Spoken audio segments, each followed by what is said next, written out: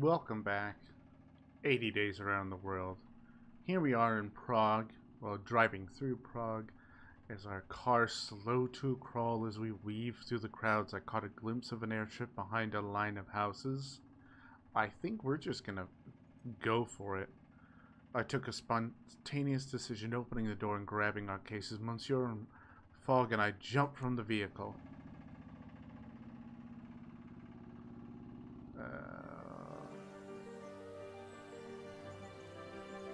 Alright, some of our possessions could earn us well here. Let us explore. Ooh, Odessa. Rather than leave immediately, we took some time to browse the winding streets of the old city. Monsieur Fogg was convinced he had seen more than one airship company flying from the hilltop. Aerodrome? Yeah, across the river, and we were determined to track down their headquarters. Crossing the Charles Bridge, we met a woman with an airship crew cap. I asked her about flights, and she beamed. "I'm no airwoman," she admitted, "but my beloved is. Ah, there he goes, all the way to Cairo aboard one of the buzzards." Pointing up, we saw a gilded airship passing overhead. "To Cairo, you say?" She nodded. "The Emperor's own sponsored line. They say he travels aboard incognito. My beloved will work a few months, then we will have enough to get married." "Ah, congratulations." She smiled and turned to tossing pebbles into the river in languishing swoon. Oh. That is a hell of a trip. Okay, so what?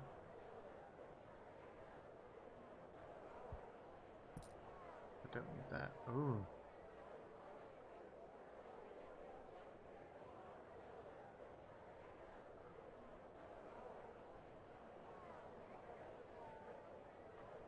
Odessa is one of the places, right?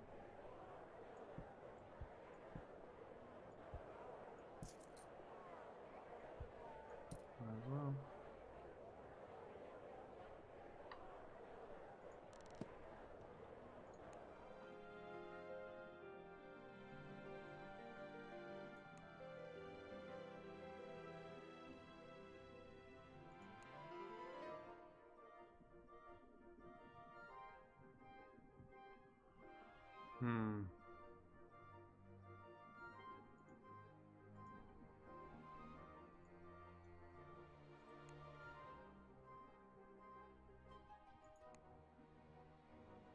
Hmm. So, do you want to go to Cairo or to Odessa? I feel like Odessa. We're gonna do it tomorrow at noon. So what do I have? That sells for Odessa.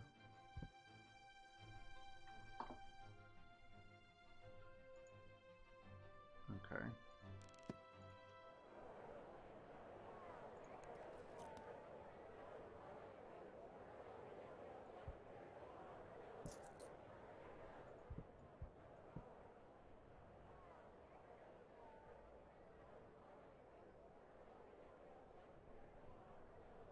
Okay. Tomorrow we leave for Odessa.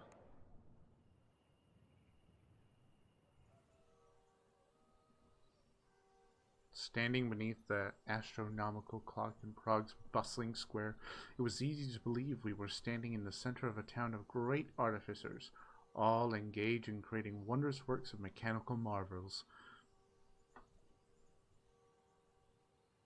But despite the clock's ingenious prognostication of the weather, the position of stars, the good fortune of the observer, and even a dial which declares the eye color of the person on your left, it was impossible to ignore what stood on either side. Well, I choose to try. Armed soldiers do not intimidate me. Monsieur Frog glanced at his pocket watch, then back the great dial and gave a gentle snort of derision. "Something is wrong?" I asked. "You might say that," he replied, with an expression of, was it satisfaction? On his usually immobile face, the clock is 3 seconds slow. This country is in a grip of the past. I answered, but Monsieur Frog demurred with surprising equanimity. Equanimity.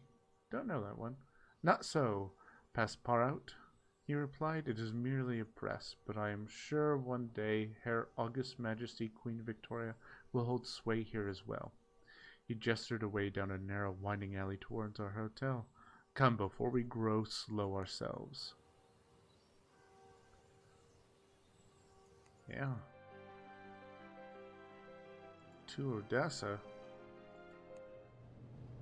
Ooh. Finally, something different. The Ottoman airship landed quickly and was soon back in the air, its captain clearly not wanting to spend a second more than was necessary on foreign soil. We found our seats and closed our eyes to rest. We can take care of him. Oh, excuse me, asked a man nearby. Are you heading to Russia? We are, the man nodded.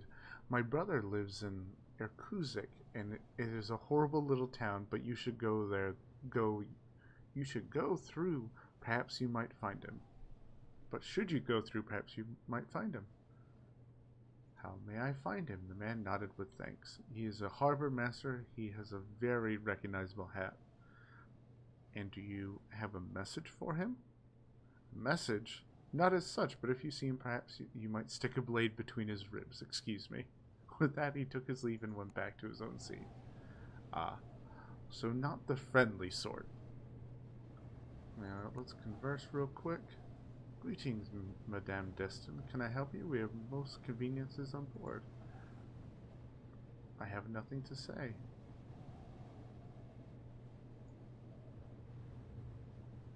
Ooh, hydrofoil, but the fare is prohibitive.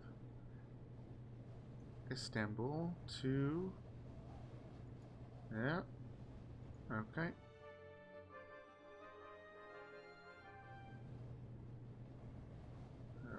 We're going to go this way.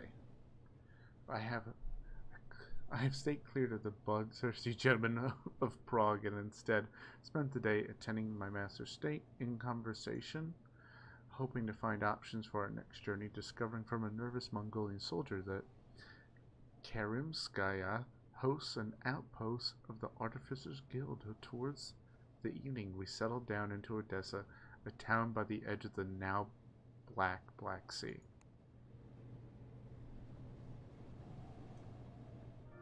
Ooh, olive oil could burn us well here.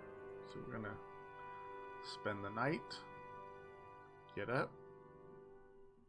We arrived in Odessa in the company of a cold spell and shivered our way through the wide streets. The city could almost be Mediterranean if not for the wind that blows off the Black Sea and seems to fill your bones with ice water.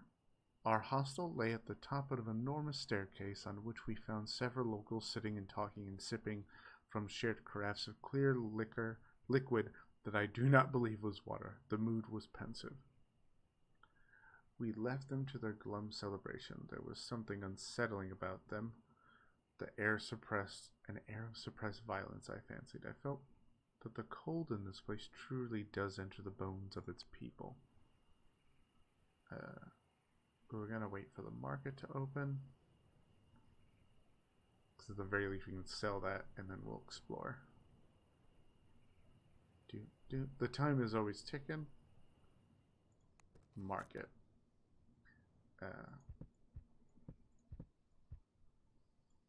Boom. Railway whistle.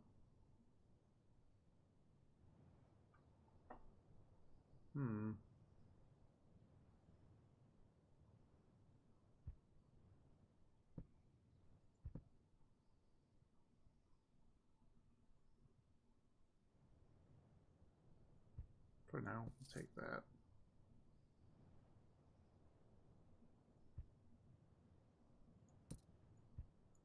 There we go. I want a little bit of everything. Yes, we have. We must explore and see what we can find. Ooh.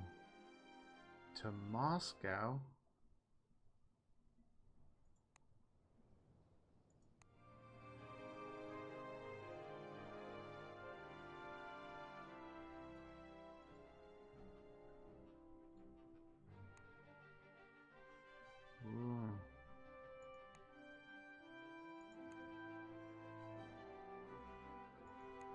Yeah.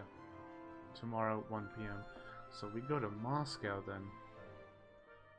That's where we're gonna go. Is there anything that sells in Moscow?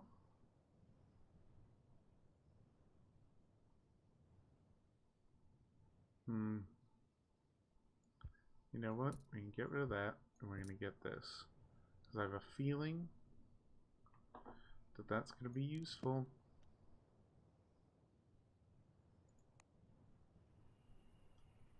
Spend another night. Before retiring, I attended Monsieur Frog.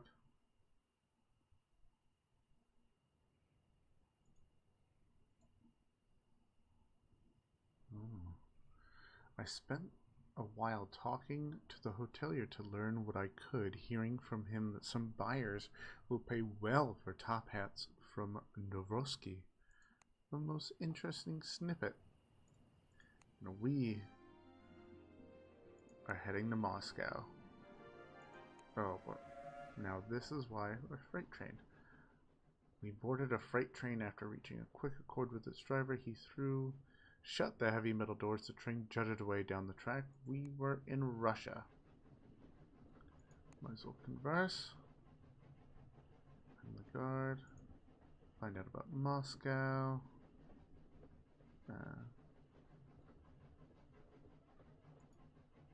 Minsk. Oh.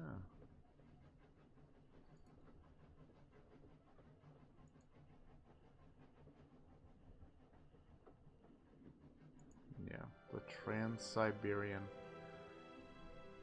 Rail seems to be what we're headed for.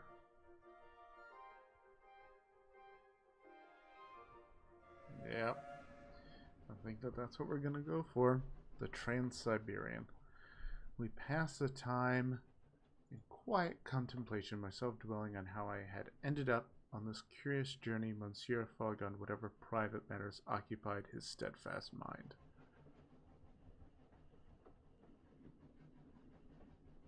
Yet, I'm gonna say, the train rolled on through endless pine forest, passing only the occasional structure, a farmstead here, a water tower, an airship dock.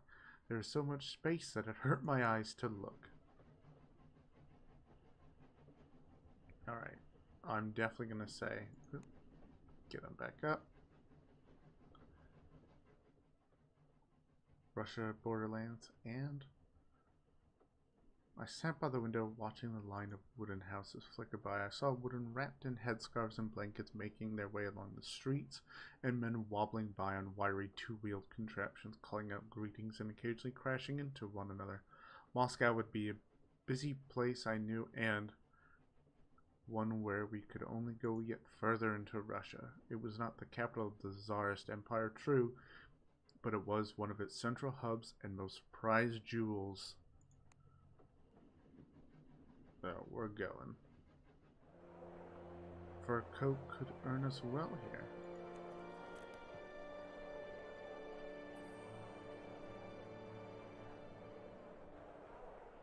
The Caribbean. Okay.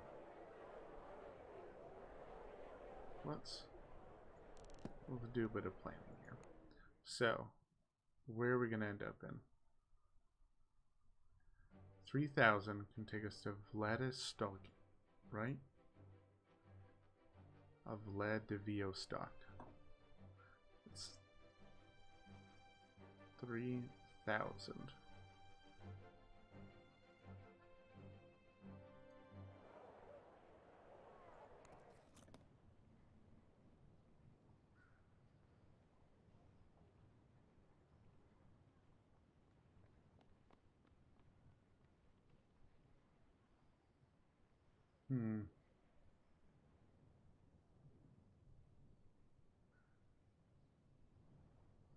Okay, I'm thinking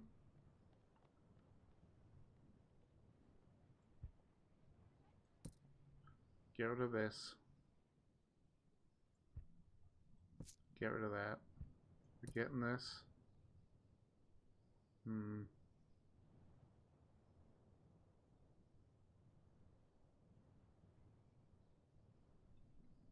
I feel like that's going to be useful, so I'm not going to get rid of that. I think it's going to be cold. But I want to say that we're kind of done with this. So we're going to go for this. And the Caribbean timetable could be useful.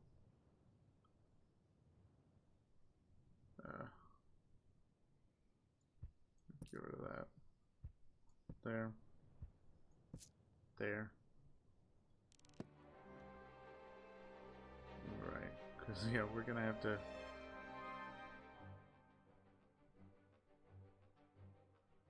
Oh, good, good, good. Because we want to know all this stuff. It'll be useful for when we get to this part of the world.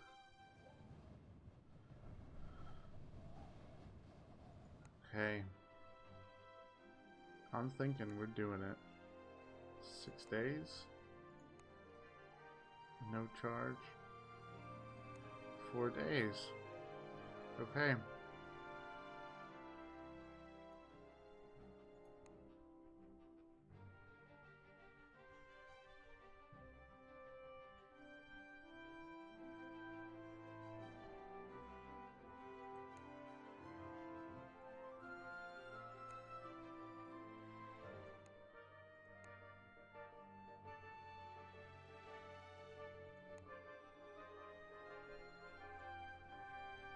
Alright, well.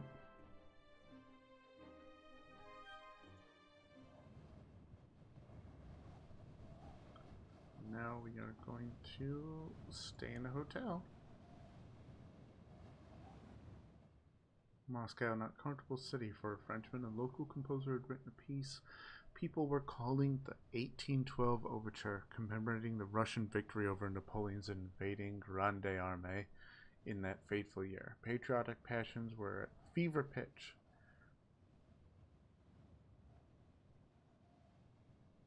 So I stayed very sensibly indoors. Alas, my friends, my solitude was quickly interrupted by an officer's rap on the door. 2 men in clothes so plain they were most certainly police officers inviting themselves in. The new Tsar was paranoid sort, so it was said, but who could blame him, having personally witnessed his father's assassination as a young man? My luck, it seemed, had deserted me, so I had resolved to make my own. They asked my name and purpose, and I answered, keeping it to the truth and not raising my eyes from the floor. They seemed skeptical about a journey, and I could not blame them. Anyone with half a brain in his head would wonder at our breakneck journey around the world. At length they nodded. One moved a curious monocle and placed it in his pocket. Seems you are truthful, crazy but truthful. Why you travel through Russia we do not understand. Perhaps you are heading to Vladivostok? Perhaps you have some advice for us. Perhaps we do. Is closed to all but military personnel. If you're thinking of going that way, choose again.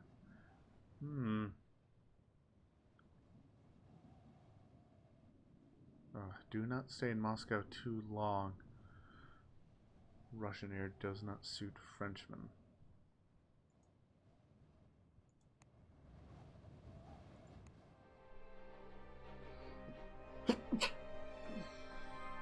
Pardon me. Alright, so that is not the way to do it.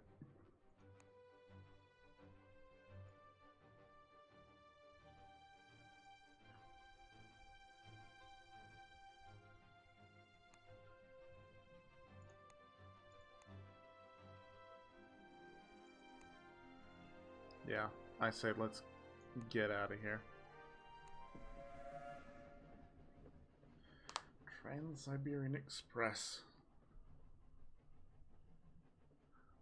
The bell in the soothed and whitewashed Moscow station gave its third and final clang. The platform erupted into a frenzy.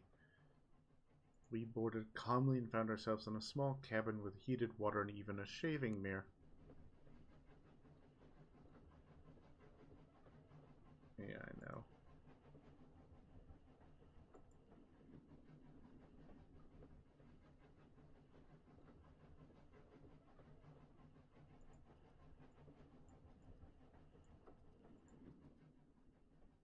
We were away. I was affixed to the window the first day. I familiarized myself with the train's layout. The last two carriages were heavily guarded prison cars, then the fourth class, then third, and so on, with many scattered between the passenger cars. The smoking room was beside the dining car, plushy, decked in Moorish fashion with low seats. I sat myself down and shared a cigar with a Russian businessman who told me that the fastest way to Velocipet is via Kamrishkaya. It's good to see that wherever one goes, the conversations are much the same. My bed night swayed along with the motion of the train. We had several more days in the journey through the middle of nowhere at all.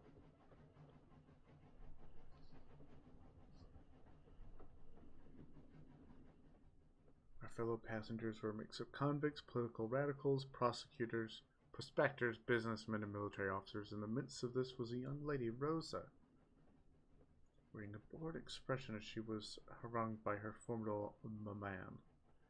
I made her acquaintance only too easily. She was desperate for a sympathetic ear and told me her great secret. She had fallen in love with a peasant boy in fourth class called Zhenk, which I understood that they shared a glance of extreme passion in the baggage car. To be young again, I resolved to keep an eye on their burgeoning locomotive romance. We crossed Volga in the early afternoon, crawling slowly over a bridge perched on high stone pillars. The devout Russians stood and crossed themselves while looking out over the water. I could only hear the lilting, rhythmic, oar-beating songs of Volga boatmen over the whistle of steamboats.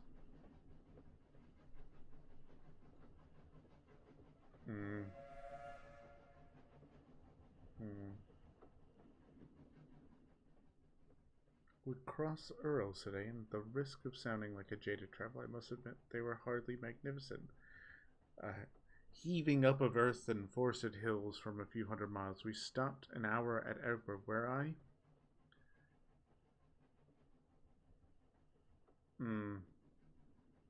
spotted a young lady sipping off to fourth class.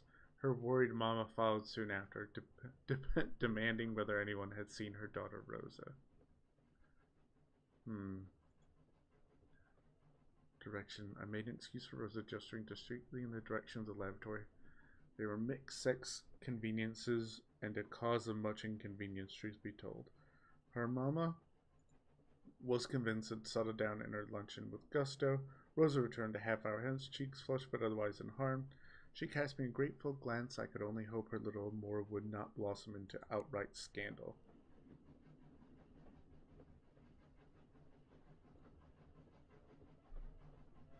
Ooh. Time on board trains take a meditative quality. I visited the library card and met Galad, daughter of a Mongol chieftain who was poring over a thick volume of algebra. I lamented my lack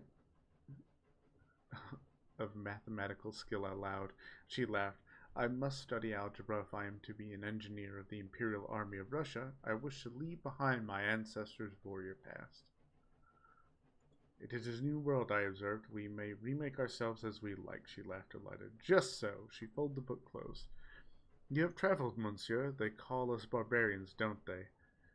I felt sorry for her and wanted to soften the truth.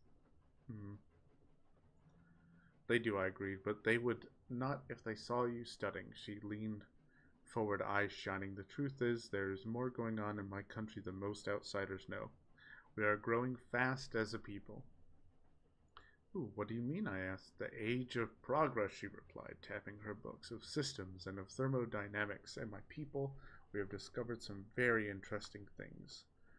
I was intrigued and leant forward to hear more, but the girl shook her head. I won't tell you, she said. I will show you. Tomorrow night on the deck. I will be there.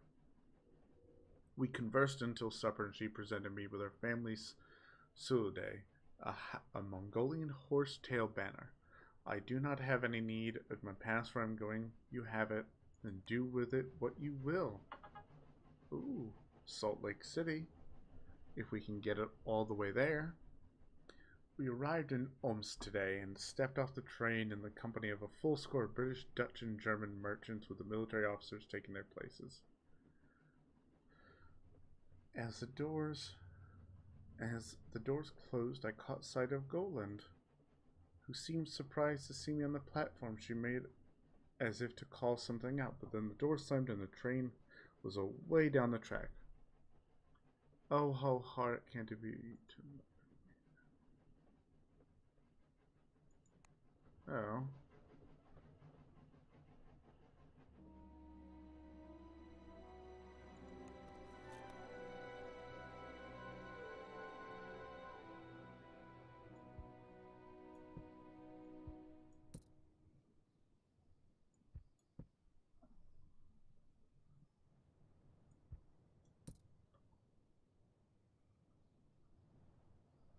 Hmm.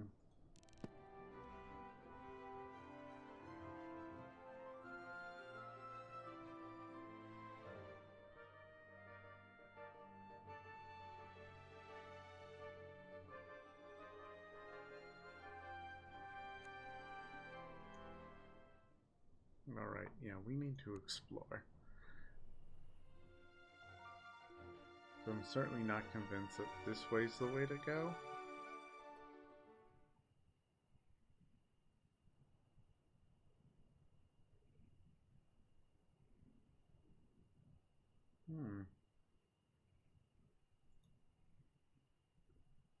Yeah. Alright, most important stop on the line between Moscow and the Siberian capital. Reared by a signboard, the town was presumably of religious importance, since the place was stuffed full of Orthodox churches and the way is 6-class cars stuffed with pickpockets. Walking the city, we chanced upon a large square containing what I surmised to be governor's mansions. We went to introduce ourselves, only to be told the governor was out for the day and would return on the evening if we would care to call in on him again. Okay. Passing the night. There was only one hotel on a large square across from the governor's residence. We returned to the residence and knocked once more. You again. Come in. The governor is excited to meet you. The governor of the province was of the Russian steppes, was a man named Blokhovets. We found him reading the works of Dvoronsky, which he rapidly hid as we entered. We entertained him with tales of our adventures, and he assured us we had reached the pinnacle of our adventure here. Some major hub, soon, he whispered, to become an independent state of its own right. We flattered his pride, informing him that without a trace of irony that we had never seen such a beautiful churches in all our travels through Europe. Indeed, he told us plans were afoot to bring ups to the international importance with the Siberian Exposition of Agriculture and Mechanical Agricultural Implements. We could have talked this way all night, but to do so would have made me finally scream. So we bade a farewell and good fortune as we asked where we were headed. Into Mongolia. He did not argue. I hear the Mongolians have been working hard, but what that means I do not know. Good fortune.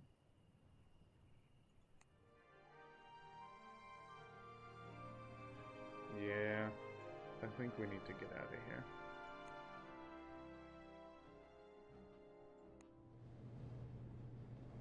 Oh, goodness.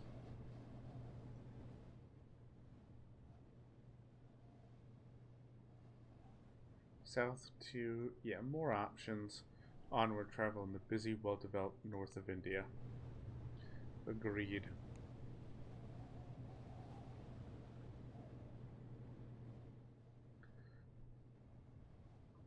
We flew almost directly southwards across mountainous ways pocketed with occasional village and settlement. I saw horses running free. I think perhaps it was the tops of trees blowing in the wind. We are too high really to tell. I spend the day talking to other passengers, hoping to find options for our next journey, learning from someone frenetic Girardi Medemsali that Karachi is the undisputed center of airship travel in India. The sun began to set through the windows of the ship. I would rather glad to be leaving the north, Monsieur Fogg. The trains are fast, but hardly well appointed. Remarkable to hear him express such an opinion. Oh, good. So I think he's happy with what we have done. Second day was shorter. We were soon circling along Afghanistan, waiting for permission to drop our anchor and reel ourselves back down to earth.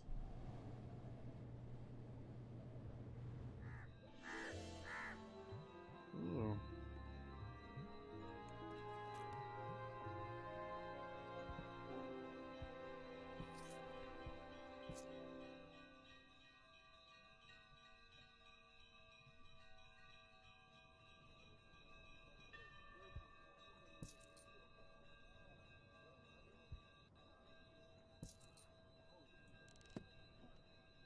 Let's explore and see what we find.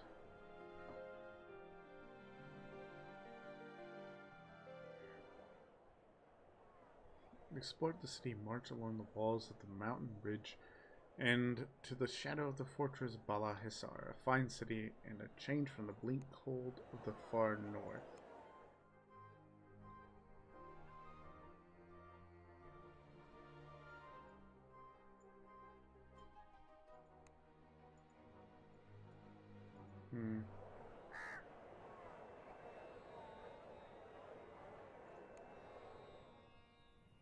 Pass the night.